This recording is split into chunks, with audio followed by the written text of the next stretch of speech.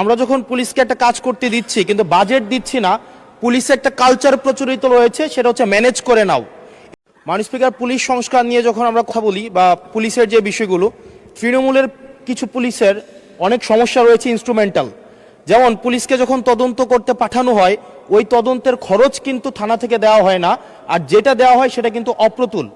আমরা যখন পুলিশকে একটা কাজ করতে দিচ্ছি কিন্তু বাজেট দিচ্ছি না, পুলিশে একটা কালচার প্রচলিত রয়েছে, সেটা হচ্ছে ম্যানেজ করে নাও।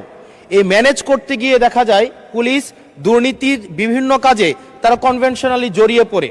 যেমন কিছুদিন আগে আমাদের 26শে মার্চের প্রোগ্রাম হয়েছে, এবং সেটা হচ্ছে সবাই জানে, এই 26শে মার্চের প্রোগ্রামে যে বাজেট দেওয়া হয়েছে প্রশাসনকে, সেই বাজেট এবং প্রোগ্রাম করতে গিয়ে যে খরচ হয়েছে সেটার মধ্যে কিন্তু আনুপাতিক অনেক ধরনের ব্যবধান রয়েছে।